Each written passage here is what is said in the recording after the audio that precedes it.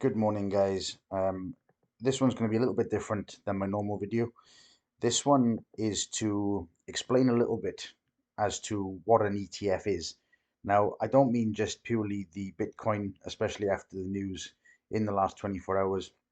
I think this is more just in general and just to get an understanding of what this means, what this could mean, and overall just to, I guess, put a little bit of understanding behind the situation. So basically, an ETF stands for an exchange traded fund. And what this actually means is that it's a tool to track an asset or a commodity. It can actually be used um, for other instruments as well, including stocks and bonds and so on. So I guess to start with, from the benefits, and then we'll come into some of the downsides of this. When you're looking at purchasing a share within an ETF rather than the asset itself, there's some benefits initially from things like the money flow coming in. So, what I mean by this is that because the SEC and things like the FCA in the UK, they will allow money managers to actually participate in funds. And this is due to the regulation and I suppose the security that it offers. So you cover things like AML and KYC, which is the anti-money laundering and know your customer. So it actually adds a lot of benefit to the fund managers managing other people's money. Okay. So although in theory, yes, it allows more money into the system, it also means that you can open up pension funds, as another example, and therefore more money flow from, I suppose, the general public. But in the grander scheme of things, it's more to do with the fund managers and larger LPs, they call, which is limited partners that are technically the money men behind the fund, so the investor of these type funds. So, in essence, what it allows these guys to do is to add the KYC and AML, as I've just mentioned. That basically flows into acceptance by the SEC and the regulators in various jurisdictions. And then from there, it allows the fund to track the performance of a particular asset. Okay.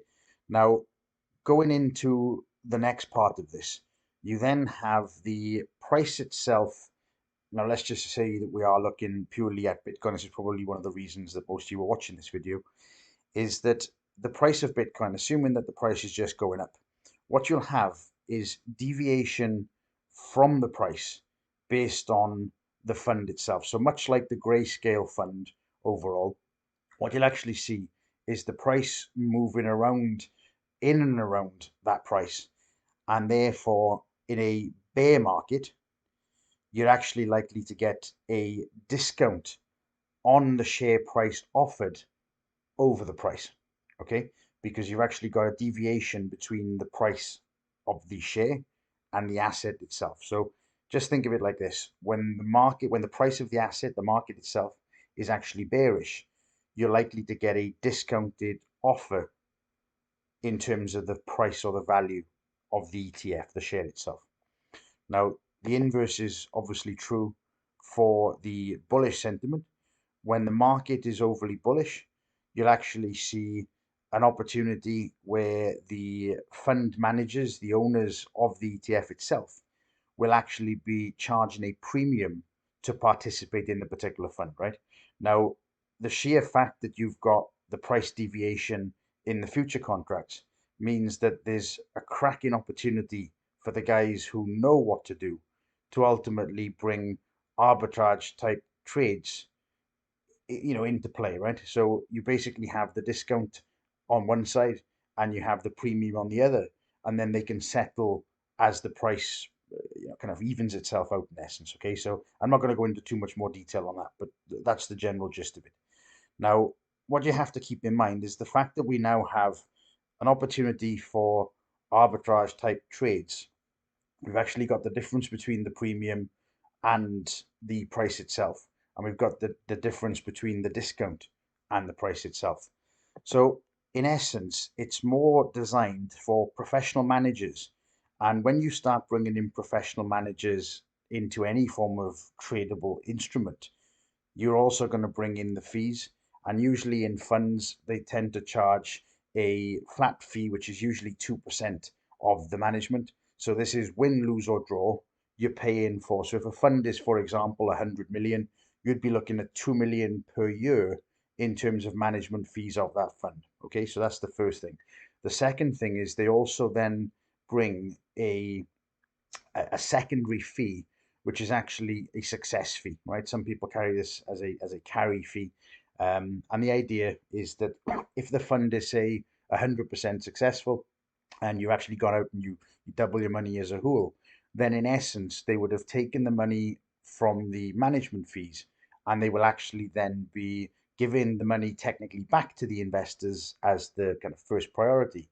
And then from there, they will charge a performance fee based on the overall profits. So again, if we've doubled the money, just to keep the numbers simple, in essence, they would usually charge up to 20%. Sometimes it's a little bit more, depending on the managers of the fund.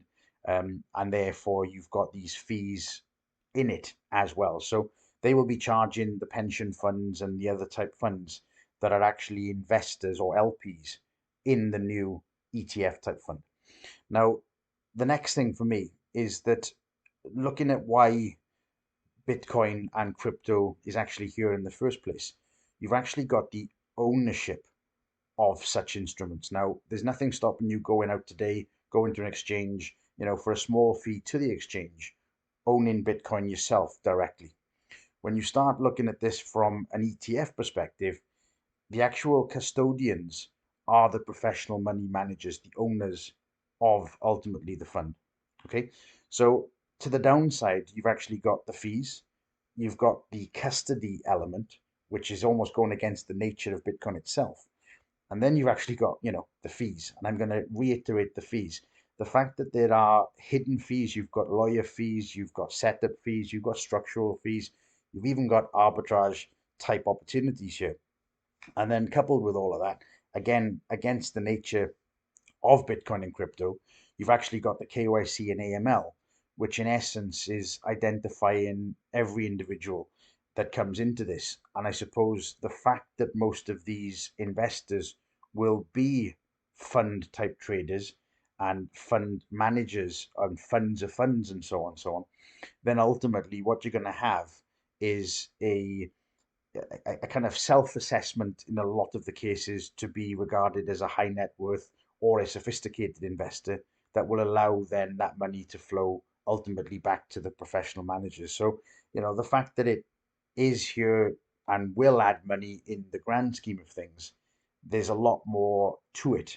It's a little bit more complex than, more money in, price goes up, right? So the next thing I want to cover is, again, part of the logic for Bitcoin was to cut out the middleman. So what we now have is additional KYC, additional fees, and we've actually got the middleman being the asset managers, right? Now, the problem for me as a whole, and I talk about COT and composite man, I talk about why the institutional money, these guys are the winners, is that unlike you and me, these guys are professional money makers. Okay, this is what they do as a job. So if you're a doctor or an accountant or a lawyer or a postman, a factory worker, these guys make money for a living. Okay, now as a money manager, win, lose, or draw, you're having the management fee. Now anything deemed a success is actually coming back into your pocket as well. Now, there's nothing to say that the fund won't be successful, especially with a linear type up movement with something like Bitcoin. But where these guys could also make more money is again in the arbitrage opportunities.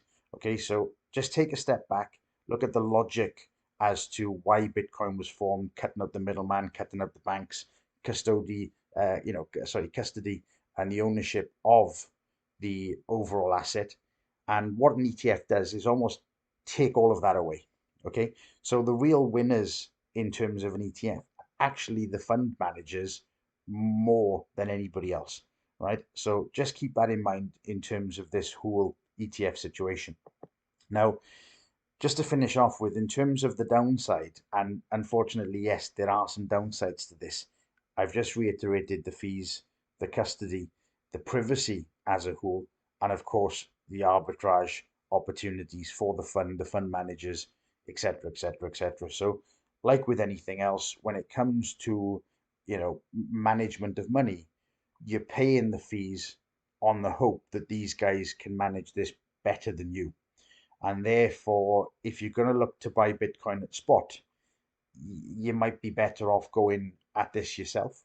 In terms of the opportunities with an ETF, yes, it will open more money flow to the much bigger picture, but it isn't exactly as simple as saying more money in equals price up. Okay, so just keep that in mind in terms of this. And like I said at the start of the video, this isn't any form of bias. This isn't anti ETF. This isn't pro ETF. This is just kind of explaining what it is, why, and ultimately what it means for the bigger picture. And then finally, I'm hoping that this helps at least understand the Bitcoin ETF as well as ETFs in general. And that was the purpose of this video. So, hopefully short and sweet. Enjoy the rest of the weekend and thanks for watching.